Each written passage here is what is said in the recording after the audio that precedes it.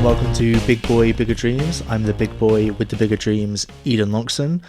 This is episode 22, I believe, and I'm actually going to switch up the titling convention with this one. I've been doing a lot of pairs, to and fro and this and that, blah, blah, blah, and I think I'm going to change it up. So today's episode is going to be slightly revolutionary. And today's episode is called Look at Me on Anti-D. So I'm going to start with a poem. So I usually end with a poem, and I'm still going to end with a poem, but this time I'm going to start with a poem. Just because I've been writing a lot of poetry recently. I'm really enjoying writing poetry, putting it out there. So you're going to hear more poems from me. I'm now a poet, I guess. Here's the poem. The poem is called Tea and Monsters. I self-medicate with tea, with sugary snacks and bagels. Surely one more chemical cannot hurt. I get high on exercise, or by playing drums with absolute monsters. It's only a small little pill. My stomach is already a mess. It can't get much worse, can it? A side effects I can easily cope with. I already gaze at the abyss, mind anchored in gloom and darkness. What do I have to lose? Myself. Now, that poem I wrote apparently on the 5th of January, and the reason for that is I am now taking antidepressants. I'm taking Setraline, and it's been a week and a couple of days since I started taking it. And yeah, I just thought I would, I thought I'd talk about that because I think actually it's nice to destigmatize it a little bit, and just the more we can talk about this kind of stuff, the better. And I think I definitely want to just talk about it. And I did this because I phoned my doctor. I just couldn't get out of bed one day. I just couldn't do it. And I know I've struggled with that before. Even in last week's episode, 2 weeks ago episode, I did speak about this, and I just got to the point where I was like, I'm sick of this. I need to try something else. And so I got a doctor's appointment, and within a couple of days, I was sat in front of a doctor and explained all the things that I struggle with when it comes to depression. And yeah, she gave me some Setraline. Well, she gave me a prescription to go buy some Setraline. But yeah, I went and got some Setraline, and I've been taking it once a day since. Initially, I was taking it in the evening, but I found that actually it was sort of ruining my sleep a bit, because I think it was keeping me up and giving me really weird dreams, and it meant that in the morning I'd wake up and I feel like I dream the most when I first wake up and then go back to sleep again. So I just was having crazy dreams, feeling quite anxious. So I changed it up to be in the morning, and it's going okay so far. They say the first couple of weeks on Setraline are the craziest. And yeah, I've noticed a little bit of gastric discomfort, nothing too awful, which I know is a big side effect of Setraline. And also I have felt myself nervously fidgeting with my hands or something. I do that every now and again. And I felt a little bit foggy, but I think the idea is that you persevere through the first 2 weeks and then you head on and it gets better. Now, I was always so scared to take antidepressants for a few reasons. I think the first reason was it felt like I was giving in, or I maybe had reached the end of my. It just felt like that was me admitting defeat. Depression got me, and you know what? This is the only way I can get out of it. And it's interesting because I spoke to my mum about this, about how she said, you've tried loads of other things, so why not try this? This is it's not necessarily a last resort, but it's not the first thing you've gone to. You've not given up. It's just, this is just an extra thing you want to try just to see if it does anything.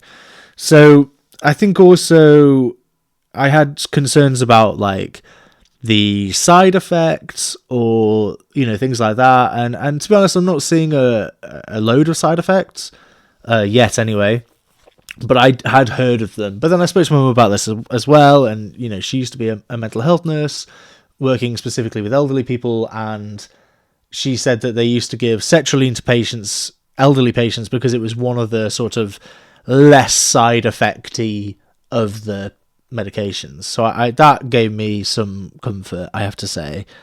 But yeah, I don't know. I thought about taking antidepressants a couple of years ago, and I remember a friend of mine at the time, who I was sort of working for actually, but I consider her a friend now.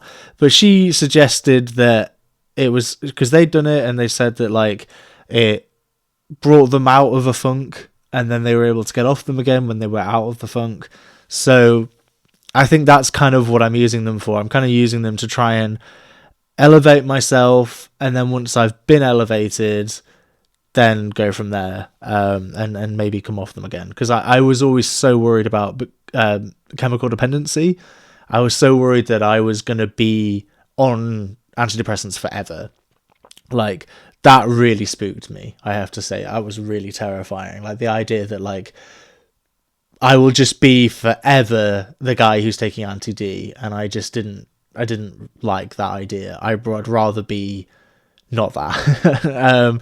And I just didn't want to lose myself. I didn't want to be dependent on something. I wanted to be able to be, to be honest, I wanted to be able to be okay and like happy and not thinking about this kind of stuff, and not having to use pills to make it better. And it's not that I'm using pills to make it better. That's not what it is. That's a gross simplification.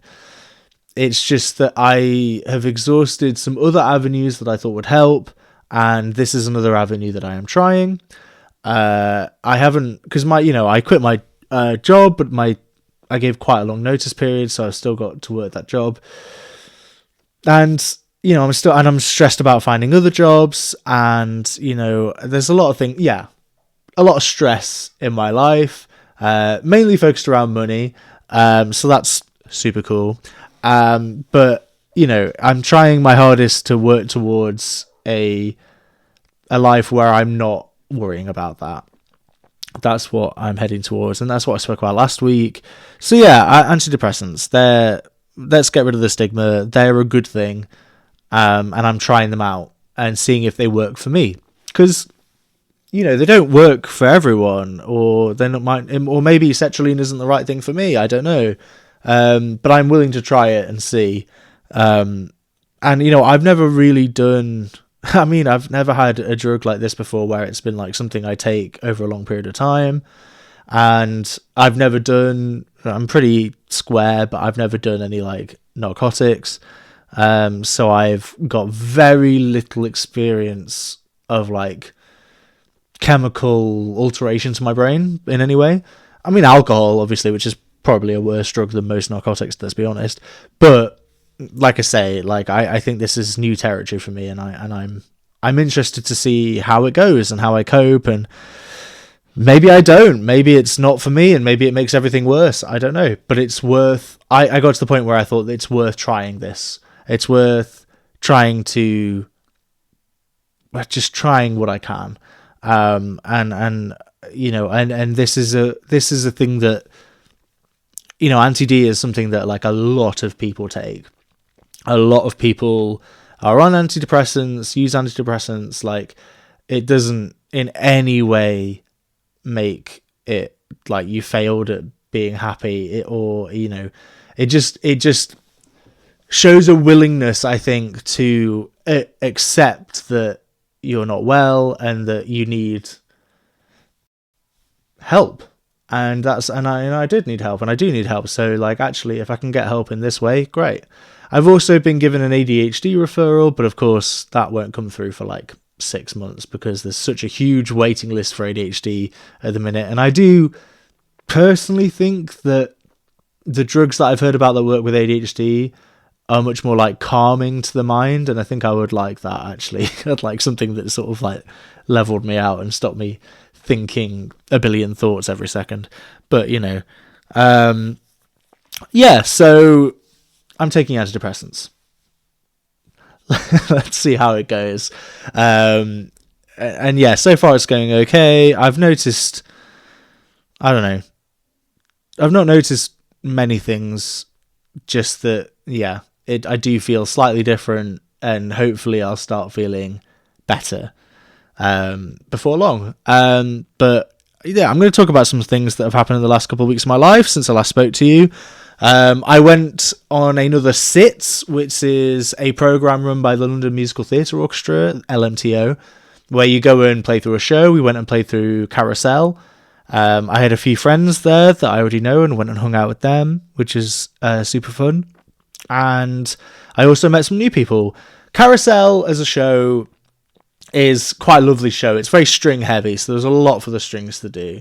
Like, they had a lot of fun with it, but for me, I know like the last 4 songs I had nothing to play because they cut the ballet dancers as well. So like, yeah, there was loads of music in that we just didn't play. So a lot of what I was playing was just, like cha cha cha, that kind of stuff. So it wasn't the most inspired drum part of all time. But I met 2 of the great percussionists on it, Erin and Greg, who are lovely. Oh my god, sorry about that. A little yawn there. Oh, I must be tired. It's only 10 to 7 in the evening. That's just what... When it goes dark at 4:30, that's what it does to you. It just makes you tired. Like, it just brings the energy down, I think. I'm excited for it to be spring and for it to, like, stay dark until, like, I don't know, 7 or something. Rather than your evening starting at 3. Yes, so I went on that SITS, which was really, really fun. And then actually one of the other percussionists, Greg, who just finished studying at the Royal College of Music in South Kensington, he invited me to a jam night, which I went to on Friday. And that was it was loads of fun. I mean, it was not like a jam night I usually go to. A lot of the jam nights I go to, jazz jam nights, are like bop nights, I think you would call them, where it's like we're playing jazz standards. So someone will be like, can we play Autumn Leaves? Or, can we play Four? Or can we play Blue Bossa? Or, can we play, I don't know, something weird like Ornithology or something? And then you play it, and then you trade solos, and then, yeah, it's very formalized like that. Like, there's a way to do it.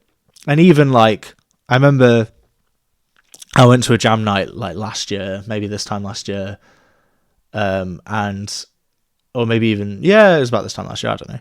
And I remember that we played Four by Miles Davis, which is a great tune. I love that tune.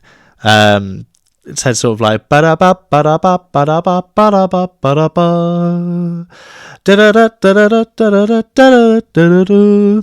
I really like that head because you sort of hit it with the drums.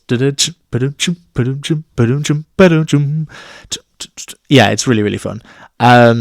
It's a really, really fun tune to play. But I remember, and I've played that tune a load of times on various different sort of jam nights, but I did this one jam night. This is the first time I played it in London on a jam night, and like I had a solo. They were like, "Oh, do you want to do a drum solo?" And I was like, "Yeah, fuck it, I'll do a drum solo." And I was soloing, and I think I wasn't really keeping the form of the melody in my head as I was doing a solo. I was just soloing, just free soloing. And then I sort of tried to count them all back in, and they were like, "Oh no, you've got like 8 bars left." And I was like, "Oh fuck!" like I just felt so stupid. But it made me learn that I need to be counting those forms in my head. Anyway, we did that. Oh yeah, so I went to this jam night, but this jam night that I went to at the Royal College was much more like free jazz. Not free jazz, because that makes it sound like it's like Ornette Coleman or something, some really like weird experimental stuff. But it was more like you just start playing and then people join in and that kind of thing. So I went and sat down on the kit, maybe 4 or 5 songs in. I was like, "Oh, can I have a go?" And yeah, I went and sat in, and they'd already started playing this sort of like light, sort of Latin-esque kind of thing. So I started playing along with it. It was quite slow, and it was quite nice. It was quite expressive. But then at one point, the bassist was like, "Should we double time it?" And I was like, "Yeah." So fast, started playing this fast Latin thing, and then I did a solo, and it was fun because I was sort of like creating hits with the band, and like it was really, really fun. I don't know how long we played for when I was up there. Maybe it was only like 5 minutes or something, or 10, maybe 10, I don't know. It's hard to know. When you do those kind of free-form jams, it's really hard to know like how long you've been playing for, because the piece doesn't exist. You're making it up as you go along. So you don't really have a frame of reference of like, are we near the end now? Are we like still in the intro? Like, it's confusing, but it's good. It was really, really good fun. And I met some cool new people, which is really exciting. You know, I've added to my roster of musicians I know in London. I have to say it was interesting just like being stood there and just looking around and being like, Jesus, look at all these kids, man. Like, they're 18 to 22, most of them, because they were mostly undergrads. And it's like, God, these kids are so young. Like, if there's a kid here who's 18, I had started secondary school when they were born. Like, that's like when as they were being born, I was in secondary school. That's mad. But I also saw a couple of people there randomly that I already knew, people who had been to the RNCM, which was really, really cool. Shout out to Tom, the horn player, who I accidentally called Jamie, which I felt very silly about. But it was really, really nice to see him, and I saw a bassoonist as well.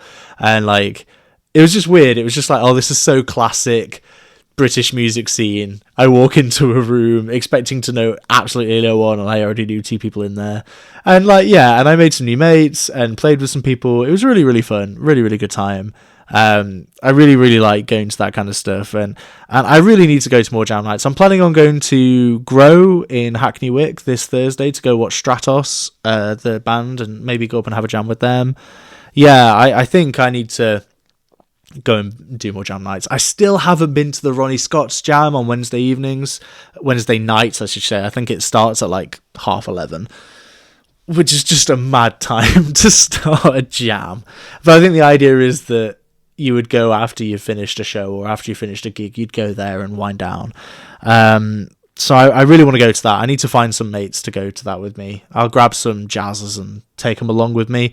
And I just need to go do that and be on the scene, be present. You know, I'm a drummer, I'm a professional musician, and I'm a good drummer. So I need to go and do that. I think what makes it hard is that it's like evenings as well as daytime while I'm working in the day. And, you know, it's just that trying to hustle more and trying to just be more proactive. Like, I was listening to Donald Glover talk on a podcast, and I think the podcast was from like 2009, 2010. So I think like Community had started, but he was talking about his time. He used to be in the writer's room for 30 Rock, the sitcom, written and starring Tina Fey. And he was just talking about Tina Fey's like hustle, and about how, like, you know, they would go and work on 30 Rock, and there'd be some days where they work 25-hour days. Like, they get there at 10 a.m. and they're there till 11 the next day.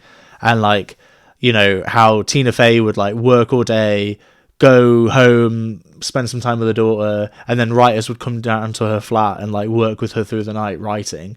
Like, that's great. Like, that's just how much hustle she has when she's working on that show, on those kind of shows.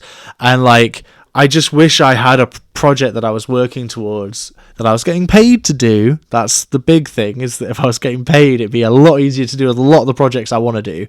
But it's just having that hustle to like spend basically all your time doing it, but like on worthwhile projects. Like, you've got to spend, if you're spending 40 hours a week on something, 60 hours a week on something, you need to be doing, it needs to be worthwhile, doesn't it, really? It needs to grasp your imagination. Like, I don't think I could go work in banking 40 hours a week because I'd want to blow my brains out. But like, for me, it's like, you know, if I could be working towards a project, I could easily pull 40-hour weeks, you know, putting together a film score, or putting together a movie, or putting together a symphony, or putting together a big project.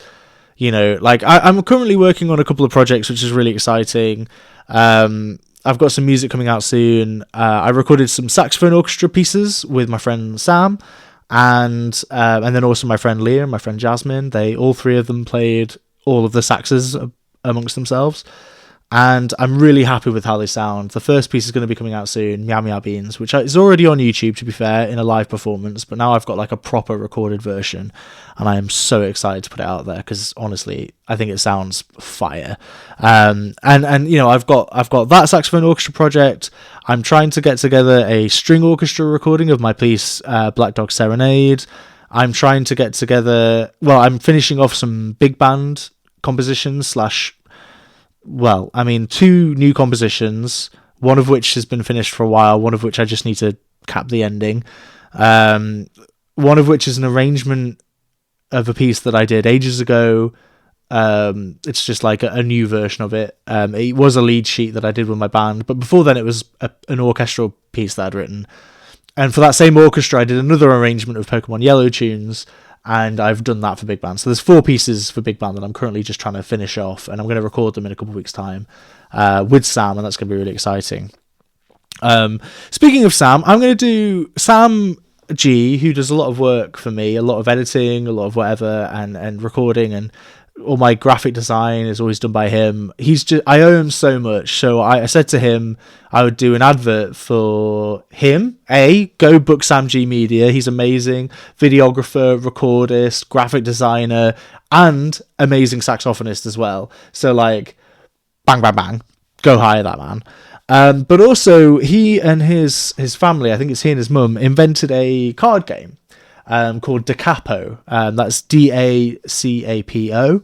I have the box right here. Yeah. Oh, I'm Jacob Collier. Oh, yeah. Oh, yeah. It's like really Brazilian grooves, man. Yeah. Oh, yeah. Can't you just feel the rhythm there? Yeah, whatever. Why am I dunking on Jacob Collier? I really like Jacob Collier. Anyway. So here's the advert. Can you tell you're a hemi-demi semi-quaver from a double-dotted breathe? Look no further than DaCapo, the music theory card game that anyone can play. It's fun, it's musical, it's unpredictable. I mean, sometimes you'll get like a wild card that like completely levels the playing field. It's like a real crossover and amalgamation of like skill and luck, which I think all the best games are. It's not just about skill, it's not just about luck, it's both. It's nerdy and good for anyone studying music theory, but it's just as much of a challenge for pro musicians. I honestly think that anyone can play this game. I've played this game with non-musicians, I've played it with musicians, and it's just so much fun. Like, the base blocks of the game aren't it's like the base where you play the game isn't based on music, it's just all the things around it are based on music and musical terms, and it's a really great way of familiarizing yourself with musical terms. So maybe you might be studying for like your music theory exams or GCSEs A-level degree, and you want a fun game to play that might also like just sort of help you remember terms and stuff. It's just a really fun game, and like I say, it's the music theory card game that anyone can play, and you can find it at dacapogame.co.uk. That's dacapogame.co.uk. Go order yourself a pack, have a lot of fun. I really love this game, and I think the art on the cards as well is just gorgeous. I think Sam's done a great job graphically designing this game. I even like how like on the box there's like, it's like grey, but then there's like yellow every now and again in various things. Yeah, a charming and ingenious game is the quote on the back. Love that. Anyway, enough of that. That was an advert. That was my first ever ad read on a podcast. Feeling pretty good about it.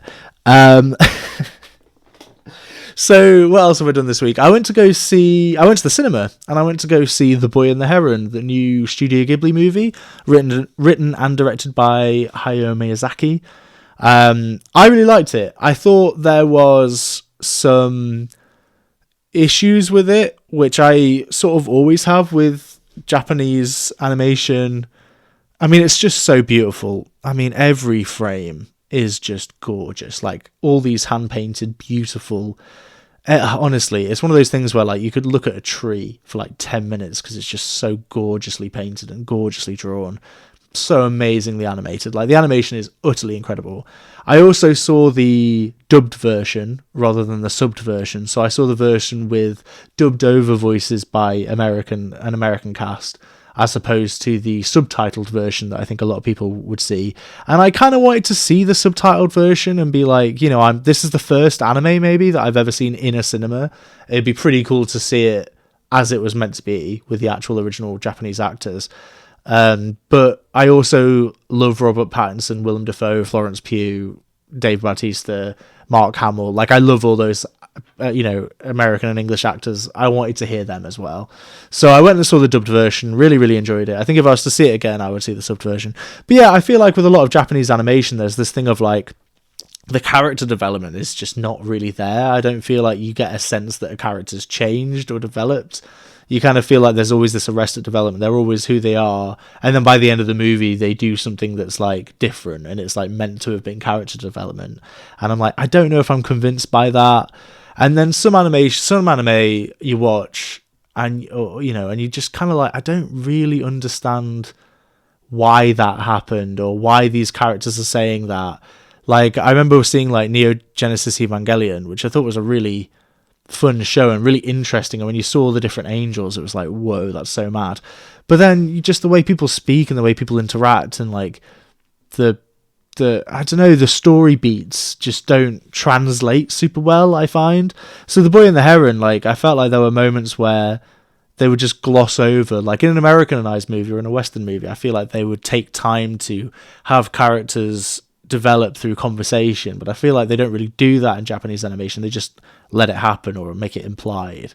But like I say, the animation is just so gorgeous. I mean, just everything looks incredible. Like, it's one of the most incredible looking movies I've ever seen. One of the most beautiful animations I've ever seen. But if I was to watch a Miyazaki movie, I'm more likely to watch Princess Mononoke again, or Nausicaa the Valley of the Wind, which is probably my favourite. Just an absolute banger of a movie. I think I need to go to the cinema more. Every time I go to the cinema, I always remember how much I love it, and then lament why I don't go more. Like, I don't understand why I just don't go more often, because I genuinely do love going to the cinema, and I've got Limitless, so I can go whenever I want. I'm excited to see Poor Things, the Yorgos Lanthimos movie, which like won Golden Globes or whatever. I also do want to see Ferrari, even though I think it kind of looks like a shill film for Ferrari, but also I do love Adam Driver, so I'm kind of curious to see what's going on with that. Yeah, I need to go to the movies. I still haven't seen Napoleon. It's probably not in cinemas anymore, but I was excited to see that, so I might try and see if I can catch a late viewing of it. I'm going to give you some music recommendations, which is what I do at the end of every podcast.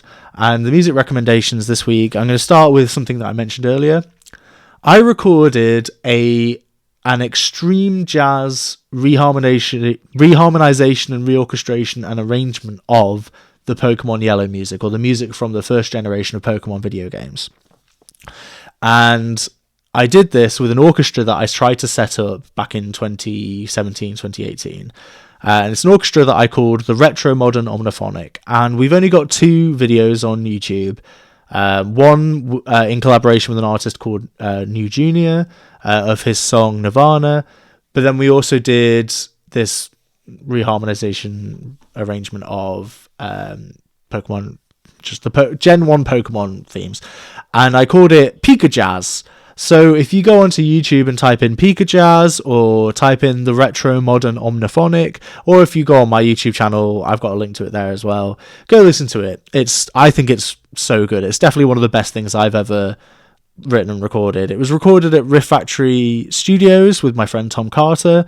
He did all the recording. Well, I did the recording of some external parts at the University of Liverpool with Matt Fairclough, and I did some in Manchester as well, with the help of Sam G. But then Tom mixed it all, and it's just so much fun. I played on it, and I got some absolute monsters to play on it with me. It was so much fun, like really, really, really fun. And I think it's a really good arrangement, and I think you should go listen to it, please. And you're going to hear a big band version of it soon, I hope. I saw a great YouTube video with some music that I really liked. It was a arrangement of Popular, the song from Wicked, the musical. And of course, there is a movie, the movie of Wicked, coming out before long, which is kind of exciting. In fact, it's 2 movies, I think. I think they split it into 2. I don't want to get into the Ariana Grande drama at the minute. I don't know what's going on there. I mean, yeah, she broke up a family or whatever, but then also she broke up her own family, and also, like, love is love, and also who cares, and also it's not my life, and also who cares? I don't know, I just don't care. So there's a sort of band called Third Reprise, who do sort of like covers of musical theatre songs. And this was with Andrew Barth Feldman of No Hard Feelings fame, and also Dear Evan Hansen fame. And he sang Popular from Wicked, and it sounds really good. It's like a yacht rock cover. It's really, really cool. Then I've been listening to Ravel's String Quartet in F major, actually, and especially the second movement. It's like my favourite movement of a string quartet piece. Apart from, well, no, my string quartet piece, The Polar Bears of Kolyuchin Island. Please go check it out on Universal Edition. That hasn't got a second movement. It's all just one movement. But yeah, Ravel's String Quartet in F major, banging. I also heard a great new piece of new contemporary music for saxophone quartet by Han Hitchen, called Burnt Trees Will Never Unburn. Really, really liked it. It was recorded by Project Fusion. It's a really, really cool track. Really, really beautiful. Very poignant. Just a really good piece of music. Like, YouTube just recommended it to me, and I was like, yeah, all right, I'll give that a go. And I was just blown away. Really, really good. Right, I'm going to end with another poem, because that's kind of my shtick round here. It's poetry. This poem is called There's a Mask for That. I'm hopefully to do some gigs soon of my own music, maybe with like a jazz quartet, and then I do some spoken word in between, maybe some poetry in between. I think that'd be really fun. Anyway, here we go. There's a mask for that. Here we go. Feeling down in the dumps? There's a mask for that. Not feeling beautiful today? There's a mask for that. You meeting new people? There's a mask for that. Seeing old acquaintances? There's a mask for that. Are you talking to extended family? There's a mask for that. You want to be accepted? There's a mask for that. You want to fit in? There is a mask for that. You want to stand out? There is a mask for that. Do you want to lie to your friends? There's a mask for that. Do you want to lie to yourself? You get the point. Right, I've been Eden Longson, the big boy with the bigger dreams, and you've been listening to Big Boy Bigger Dreams, episode 22. Look at me on Anti-D, which I think is a reference to Greece. I hope people realise that. Look at me, I'm Sandra D. So I hope you get that. Anyway, anyway, have a great couple of weeks before I talk to you again.